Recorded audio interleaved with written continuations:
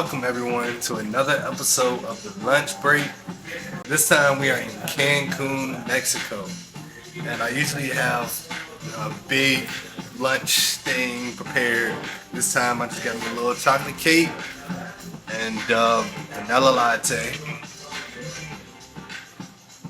and just kind of dive right into it, because what the trending topic has been with everyone is relationships. And I seen this thing where somebody was mentioning a relationship and they said most people are in a relationship because they just can't afford life on their own, or they just can't do life on their own. And if you know me or if you don't know me, I've been in a very deep relationship for almost 6 years, and I'm only 25, so I really grew into an adult with this person, and vice versa. We helped each other become adults, really. When I look back at how young we were and immature, we were kids. Of course it was toxic then, but not to get too much off subject. Being with somebody that long, I thought it was normal to depend on them. You see what I'm saying? Like when you have a partner, I thought it was normal to lean on that person for their strengths and what they're good at, and whatever the case may be, whatever you really need them for, and it being vice versa. It's never really a one-way street when it comes to a relationship. You become dependent on each other, and this is coming from somebody that I've never seen a healthy relationship.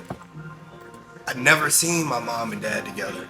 So I don't really know what a relationship takes, or what is a healthy or positive relationship, because I'm only seeing a single mom crave something that she needs from people. And so I knew, because she's craving that thing, that you should always want to give and take in a relationship. And we just got to a point to where we lost our individual selves. Like almost like our personality and who we are became intertwined with this person. And when a lot of people hear it, they're gonna say, "Oh, well, isn't this a great thing? It sounds like you're building well, you're building toward marriage, you're building a healthy relationship." And we were breaking toxic traits, but the one thing we didn't realize is that, number one, a person can constantly change while you're in the relationship. And number two, when you come so self-reliant on somebody, almost get like comfortable to where you don't mind the things that would bother them, because they're your security blanket. I wasn't realizing that it was becoming a lot on a person to help me get through certain shit and to help me be a certain person, because I already had this expectation that she was just gonna do that for me, because we were doing this already. And this is where it becomes in the beginning so comfortable.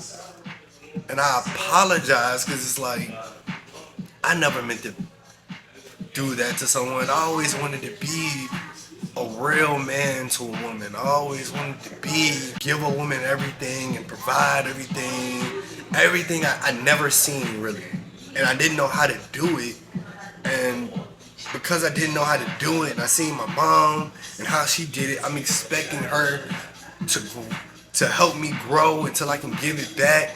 That's not what it takes. The reality is, if you cannot survive on your own, you do not need to be with someone. If you aren't established, if you aren't confident in yourself, if you cannot do something on your own, don't put that onto somebody else, because all you're doing is putting your burdens onto somebody else. And I didn't realize that. At that point, we're not healing, we're not being healthy, we're still being toxic, because there's nothing being healed. I'm not healing her past trauma. I'm not being the person that she dreamed of. I'm being the exact nigga that she doesn't want. All because I'm hoping that she sees my potential. All because I'm doing this shit that I'm supposed to do. I'm not supposed to be some knucklehead ass nigga doing anything. I'm not supposed. You don't get brownie points for that. You don't get brownie points for occasionally getting flowers, dude. You don't. And this goes to a lot of dudes, and they sit up there and wonder why a woman wants all these different things, because that's what you're supposed to do. Because you don't look and see the things that you asked her to do. And I didn't see that. I didn't see that I'm asking somebody to take and settle for less because I can't provide that, knowing that she can go get that somewhere else. Now I'm being selfish. And what kind of man is that? It's vice versa for a woman. If you only trying to get a man because you can't pay your bills, you can't take care of your kids, that's you. Don't put that burden on that man, on a good man, because you can't handle life for yourself. We all want to sit up there and talk about, oh, we gonna die alone. Live alone then. That's the hardest part. And that was one of the hardest things I had to try to learn. It's gonna take a minute to really shake that off, but I have to do this for myself. And she has to do this for herself. Because I'm sure it's heights that she knows that she can reach, but she's worried about me getting to where I wanted to go, and I'm worried about her getting to where she wants to go. We're not worried about ourselves. Worry about yourself. Get yourself to where you need to be, and then focus on that. And I know it's hard because we all have that desire to want, and love, and feel. I get that. You'll never be able to get your dream person if you yourself aren't at your full potential. Side note, I met Summer Walker and Lil Meech at the airport coming here. What the fuck? That was pretty good. That was pretty good. To confirm, yes, they are still together, like a motherfucker. That was that little short episode for y'all while I'm here in Cancun.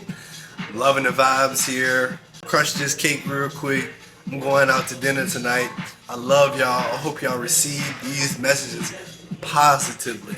I'm not coming for you. I only want to see you be your best self because I fuck up. And I ain't there yet. So just grow with me. I love y'all. If y'all like today's episode, like, comment, subscribe for me, and I'm gone.